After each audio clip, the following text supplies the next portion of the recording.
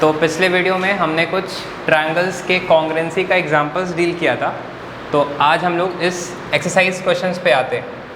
तो हमारा एक्सरसाइज है 9A और उसका हम लोग क्वेश्चन नंबर 2 डील कर रहे हैं। इस क्वेश्चन में यहाँ पर हमें एक सर्कल दे रखा है और ये जो O है वो सेंटर है और AB एक कॉर्ड है। ओके, और इस कॉर्ड पर हम सेंटर से एक लाइन ड्रॉ की है। यहाँ पर पॉइंट P दिया है और कह रहा है कि ये जो पॉइंट P है वो इस AB को दो इक्वल हाफ में डिवाइड किया हुआ है और इस P को हमने सेंटर से कनेक्ट कर दिया। और अब प्रूफ करना है कि ये जो OP है वो AB पे परपेंडिकुलर है। एक बार हम क्वेश्चन रीड कर देते हैं। कह रहा है the given figure shows a circle with centre O, P is mid point of chord AB। तो ये जो AB है वो एक कॉर्ड है और P उस कॉर्ड का मिड पॉइंट है, मतलब ये पूरे कॉर्ड को दो इक्वल हाफ में डिवाइड कर रहा है। तो हमें प्रूफ करना है कि जो OP है वो इस AB पे परपेंडिकुलर है। तो यहाँ पर हम लोग एक कंस्ट्रक्शन करेंगे। कंस्ट्रक्शन में हम क्या लिखते हैं? ज्वाइनिंग OA एंड OB, मतलब हम OA और OB को कनेक्ट कर रहे हैं। सो ज्वाइनिंग OA एंड OB। तो यहाँ पर क्या ऑब्टेन होगा, इसको हम डॉटेड दिखाएंगे।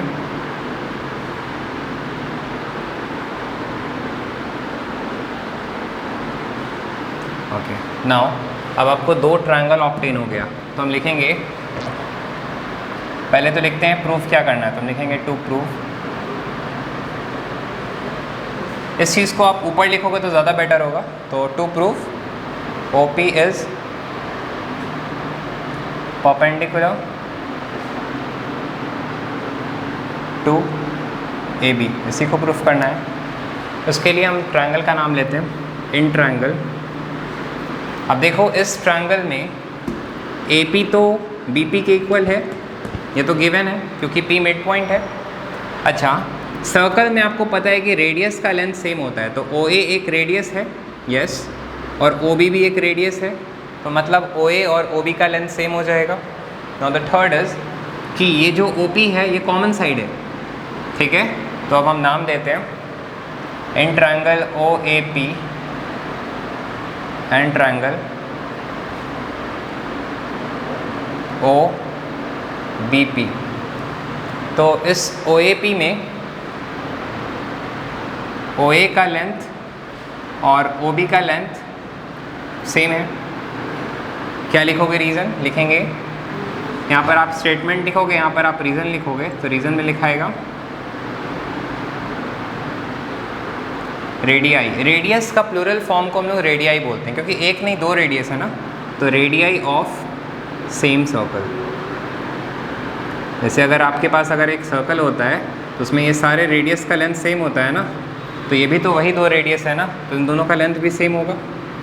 नेक्स्ट हम लिख सकते हैं AP जो है वो BP के इक्वल है।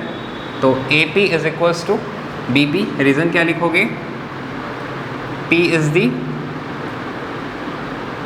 Mid point of AB। आप देख सकते हो यहाँ पर जो हमारा P है वो पूरे AB का मिड पॉइंट है। नाउ पॉइंट नंबर 3 आप लिख सकते हो OP is equals to OP।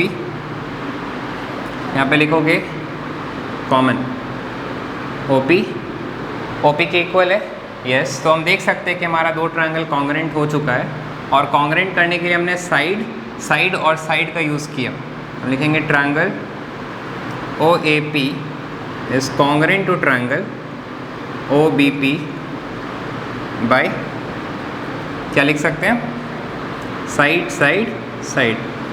अगर हम ट्रायंगल को साइड से कॉन्ग्रुएंट कर दिए तो अब हम क्या करेंगे? क्या हम बोल सकते हैं कि इस साइड, ये साइड इसके इक्वल है तो इसका अपोजिट एंगल और इसका अपोजिट एंगल भी सेम होगा।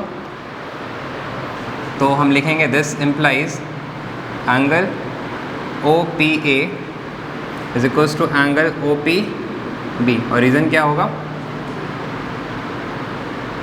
By CP/CT। Corresponding part of congruent triangles. और जब हमने इस एंगल को इसके इक्वल दिखा दिया तो अब ज़रा ध्यान से देखो, we know APB is a straight line. ये जो APB है एक स्ट्रेट लाइन है ना, तो किसी भी स्ट्रेट लाइन में ये एंगल्स का sum, angle OPA plus angle OPB, और ये दोनों एंगल्स का सम मिलके कितना होना चाहिए, 180 डिग्री। इसका रीज़न होता है लीनियर पेयर। जैसे अगर आपके पास एक स्ट्रेट लाइन है ये, और यहाँ से अगर हम एक लाइन ड्रॉ कर दें तो ये एंगल और ये एंगल का सम कितना होगा, 180 होगा ना, क्योंकि एक स्ट्रेट लाइन में एंगल 180 बनता है। तो हमने भी लिख दिया कि ये दोनों को जोड़ने पे 180 आना चाहिए। लेकिन OPA तो OPB के इक्वल है, तो OPA को भी एंगल OPB लिख देते हैं plus angle OPB equals to 180।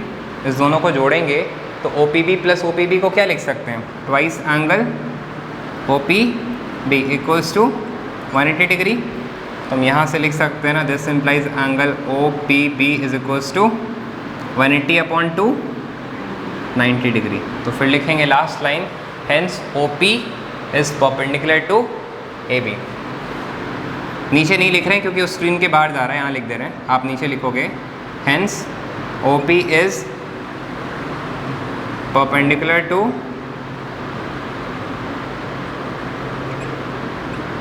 AB। So hope so आपको ये कंटेंट समझ में आया। तो please pause the video to note it down.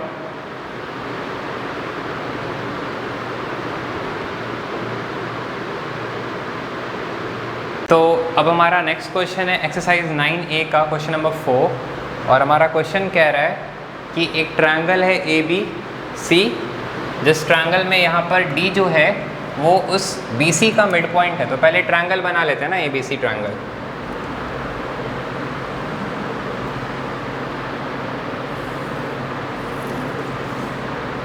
तो हमने एक ट्रायंगल तैयार कर लिया ABC ट्रायंगल, और अब इस ABC ट्रायंगल में क्या कह रहा है, D जो है वो BC का मिड पॉइंट है।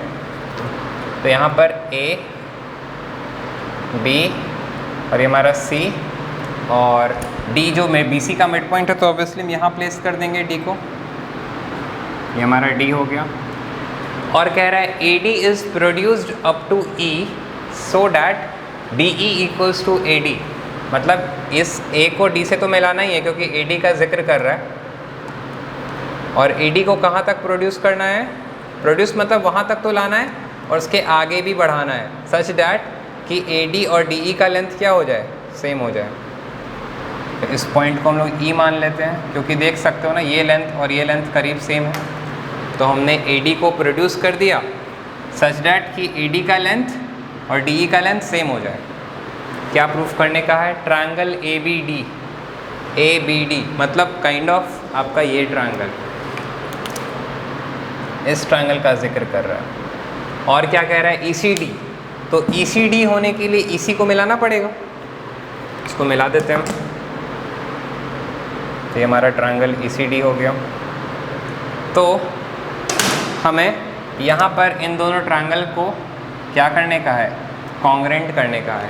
तो इनको कॉन्ग्रेंट करने के लिए ज़रा देखो कि यहाँ पे तो खुद बोला था ना कि D जो है वो BC का मिड पॉइंट है। तो अगर D BC का मिड पॉइंट है तो ये हिस्सा और ये हिस्सा इक्वल हो जाएगा। उसके बाद खुद ही कहा है कि AD को कुछ वैसा प्रोड्यूस करना था ताकि DE का लेंथ, ये DE का लेंथ और AD का लेंथ सेम हो जाए। ठीक है, वो भी हो गया।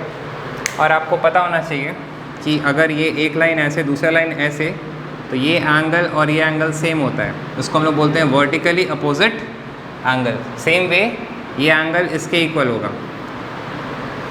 यहाँ पर भी आप देखोगे तो ये एंगल इसके इक्वल बोल सकते हैं। रीज़न क्या हो जाएगा, वर्टिकली अपोजिट एंगल। तो ठीक है, अब हम लोग इसको लिखते हैं।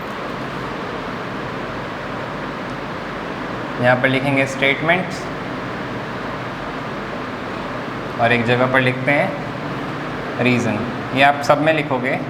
और ध्यान रखना कि आप जो भी फिगर बना रहे हो ना वो सारा आपका स्केल से होना चाहिए, फ्री हैंड से कुछ भी नहीं करोगे। स्टेटमेंट्स में पहले ट्रायंगल चूज़ करते हैं, तो ट्रायंगल वही जो नाम लिखा है वही लिख देते हैं। In triangle ABD and triangle ECD क्या लिख सकते हैं? AD equals to DE। तो जब AD और DE का लेंथ सेम है तो यहाँ रीज़न क्या लिखेंगे? गिवन है ना ये तो, ओके। या फिर बाई कंस्ट्रक्शन भी बोल सकते हैं, क्योंकि कंस्ट्रक्शन के दौरान AD BDE के इक्वल है। नेक्स्ट हमारा क्या हो जाएगा? BD का लेंथ DC के इक्वल है। रीज़न क्या? D is the mid point of BC। D जो है वो BC के मिड पॉइंट पे है ना।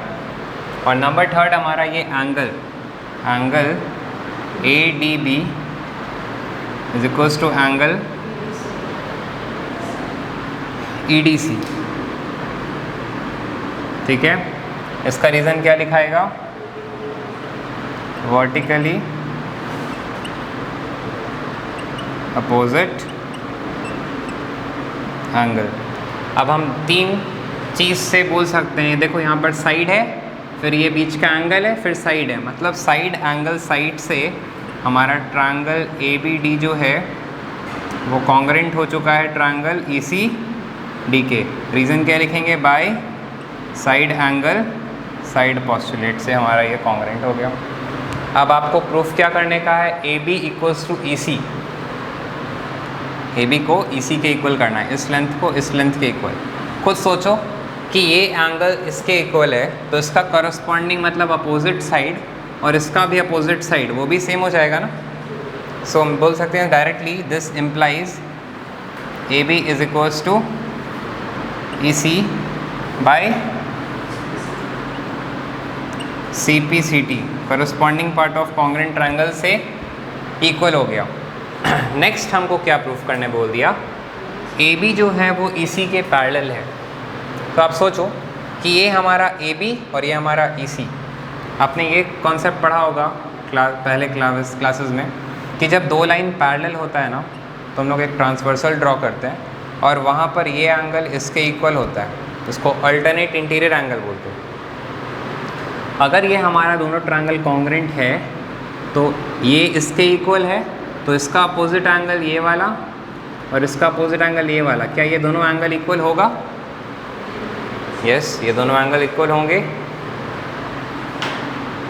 लेकिन ये दोनों एंगल तभी इक्वल हो सकता है जब ये लाइन पैरेलल होगा और ये लाइन जो है वो एक ट्रांसवर्सल का काम कर रहा है, ठीक है।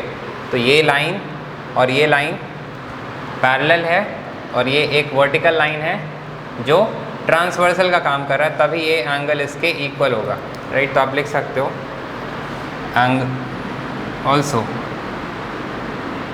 ऑल्सो लिखने का तरीका सही होना चाहिए। ऑल्सो, एक मिनट हम कैमरा सेट कर देते हैं, वो विजिबिलिटी नहीं होगा।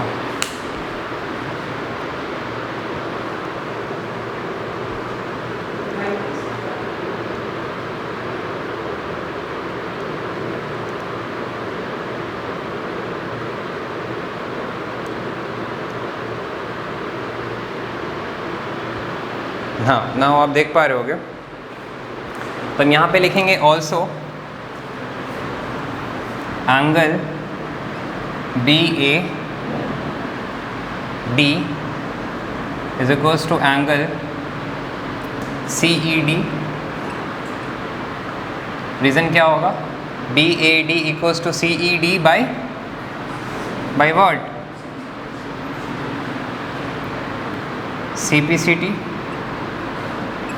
अब हमने इस एंगल को इसके इक्वल CPCT से तो बोल दिया, अब हम लिखेंगे बट, लेकिन angle BAD and angle CED are interior alternate angle.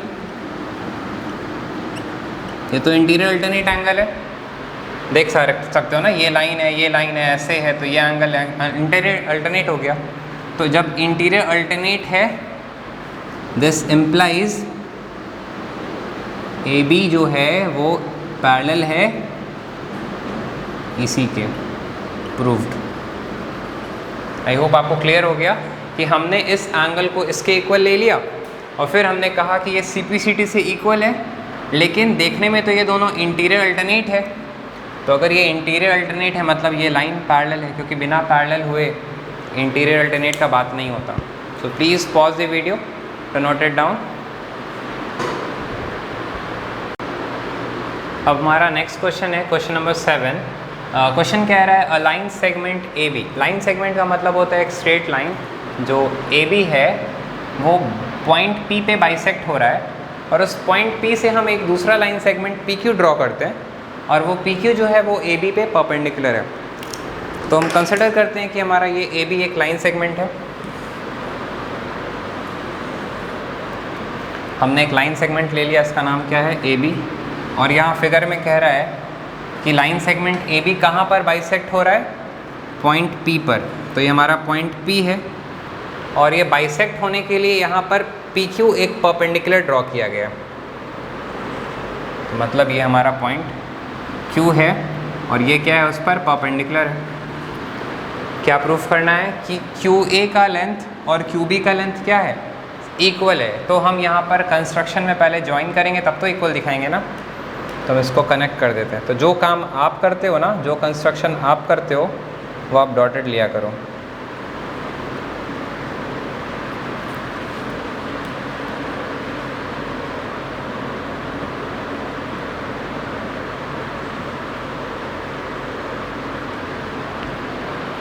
हाँ, तो हम यहाँ पर क्या लिखेंगे, गिवन क्या क्या है, गिवन भी लिख सकते हो। Given AB is a line segment, ये गिवन है। और क्या गिवन है, PQ is a perpendicular bisector. Perpendicular है ना और बाइसेक्टर है ना, वो डिवाइड कर रहा है ना, तो इक्वल हाफ में। तो अब हम यहाँ पर लिखेंगे प्रूफ क्या करना है, तो लिखेंगे टू प्रूव। टू प्रूव में लिखेंगे QA is equals to QB, यही प्रूफ करना है ना। तो क्या होगा, यहाँ पर लिखेंगे स्टेटमेंट्स और यहाँ पर क्या लिखाएगा, reasons.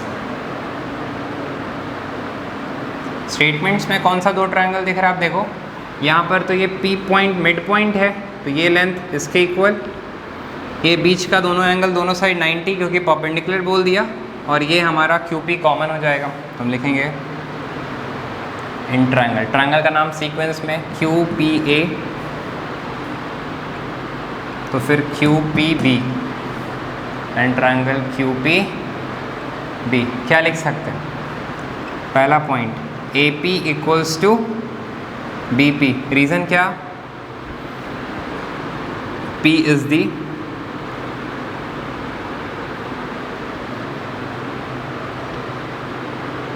Mid point of AB। P AB के मिड पॉइंट है ना। सेकंड क्या लिख सकते हैं हम यहाँ पर, हम लिख सकते हैं एंगल QPA। हमने बताया था मिडिल लेटर पे एंगल बनता है, तो P पर एंगल कितना बना 90 और इधर भी QPB, यहाँ पर भी एंगल कितना बन रहा है 90। रीज़न क्या लिखेंगे, ईच 90 डिग्री। और फिर नेक्स्ट हमारा हम लिख सकते हैं QP is equals to QP। देखो QP के इक्वल है, क्या हो जाएगा, कॉमन।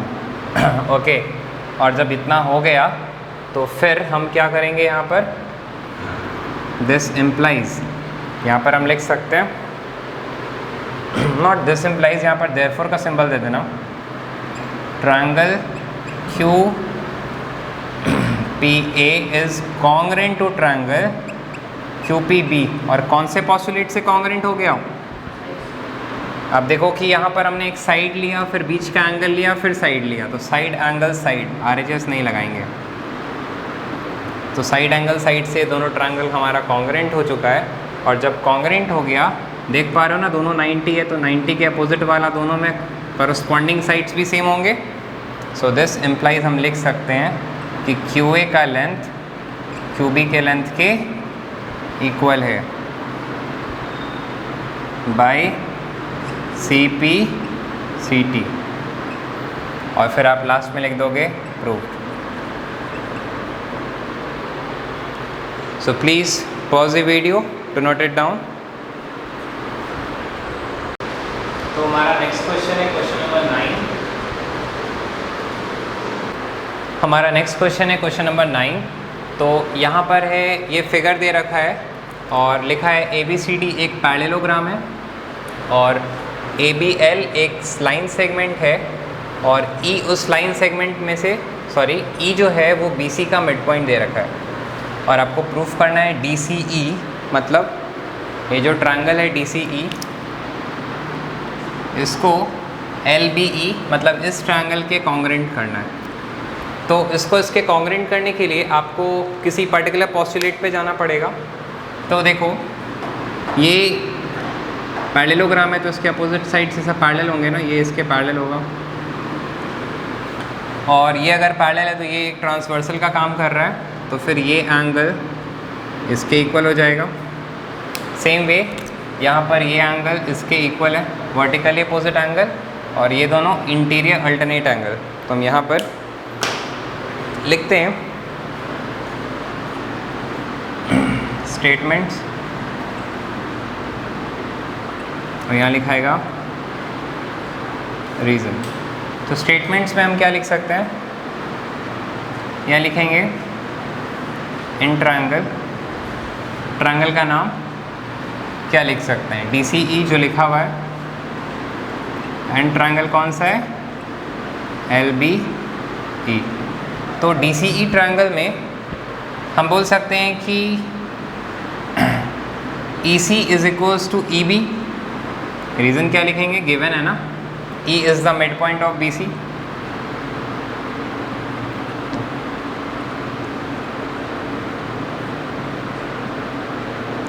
नेक्स्ट हमारा क्या है कि एंगल, ये वाला एंगल मतलब DEC, एंगल DEC आप देख सकते हो वो एंगल किसके इक्वल है, इसके ना, मतलब एंगल LEB के। और रीज़न क्या होगा, vertically opposite angle. Same way हमारा थर्ड क्या लिख सकते हैं, हम यहाँ थर्ड लिख सकते हैं ये वाला एंगल, एंगल DCE, ये जो एंगल है वो इसके इक्वल है ना, is equals to angle LBE। और इसका रीज़न क्या होगा, अल्टरनेट इंटीरियर एंगल। आप पूरा अल्टरनेट लिखोगे यहाँ पे, और इस तीन चीज़ से मतलब एंगल, फिर बीच का साइड और फिर एंगल, हम बोल सकते हैं देयरफॉर ट्रायंगल DCE हमारा कॉन्ग्रेंट हो गया किसके, LBE ट्रायंगल के, और किससे कॉन्ग्रेंट है, बाय एंगल साइड एंगल। तो एंगल साइड एंगल से ये दोनों हमारा ट्रायंगल क्या हो चुका है, कॉन्ग्रेंट हो चुका है। और नेक्स्ट हमें क्या करना है, AB equals to BL, AB को BL के इक्वल दिखाना है। तो आप ऐसे समझो कि ये एक पैरेललोग्राम है। पहले तो ये समझो कि दिस इम्प्लाइज, हम यहाँ पर लिख सकते अगर ये दोनों ट्रायंगल कॉन्ग्रेंट है तो क्या ये एंगल का अपोजिट साइड और ये एंगल का अपोजिट साइड सेम नहीं होगा, होगा। तो हम बोल सकते हैं DC is equals to BL, right. क्या रीज़न होगा, बाय CPCT। और साथ ही साथ and AB equals to DC, AB equals to DC क्यों लिख रहे हैं, अपोजिट साइड ऑफ पैरेललोग्राम ना।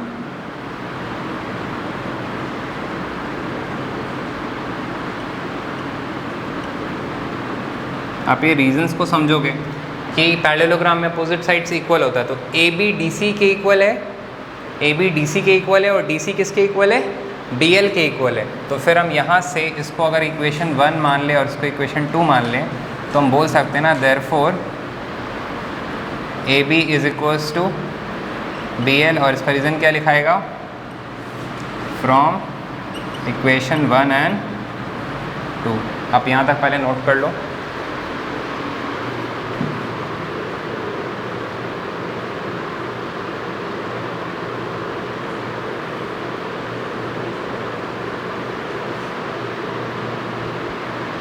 और फिर हमारा लास्ट टॉपिक है यहाँ पर A L equals to twice D C. तो अगर ए एल हम यहाँ लिख रहे हैं, बाकी A L equals to twice D C के लिए क्या हम इस पूरे ए एल को यहाँ लिखेंगे ऑल्सो। इस पूरे ए एल को हम लिख सकते हैं ना A B plus B L part में। और क्या हमारा ये ए बी डी सी के इक्वल है? हाँ राइट। तो हम यहाँ पे लिख सकते हैं ए बी को भी डी सी के इक्वल, और बी एल तो डी सी के इक्वल था ही, प्रूफ किया हमने। तो क्या हो सकता है, यहाँ हम लिख सकते हैं A L equals to twice D C, और यहाँ लिखेंगे हैंस प्रूव्ड। यहाँ पे लिखाएगा reason from equation 1 and 2।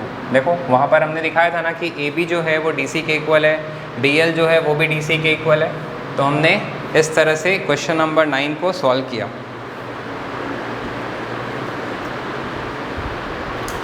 So please pause the video to note it down.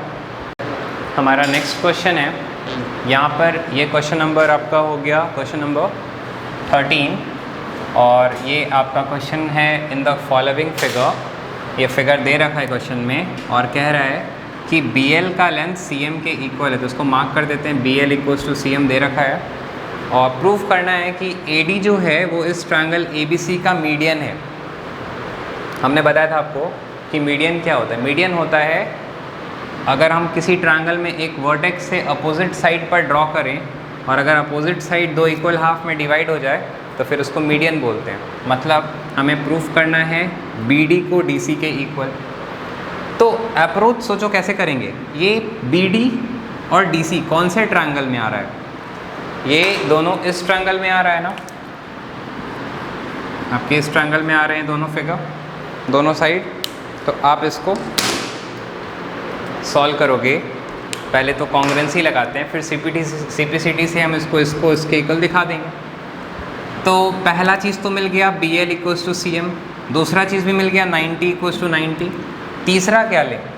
तीसरा आप सोचो यहाँ पर क्या ये एंगल इसके इक्वल होगा, वर्टिकली अपोजिट एंगल? हाँ, तो हम लिखेंगे यहाँ पर इन ट्रायंगल, स्टेटमेंट रीज़न लिख देना, in triangle B L D and triangle, इस ट्रायंगल का नाम क्या देना होगा? यहाँ से लिखेंगे सी एम डी। अब हम लिख सकते हैं B L is equals to C M, reason given है ना। और नंबर 2 हम क्या लिख सकते हैं, हमारा एंगल बी एल डी और एंगल ये वाला सी एम डी। अब देखो दोनों ही एंगल क्या है, 90 डिग्री है, हम लिख सकते हैं ईच 90 डिग्री। फिर हमारा next angle B D L, B D L is equals to angle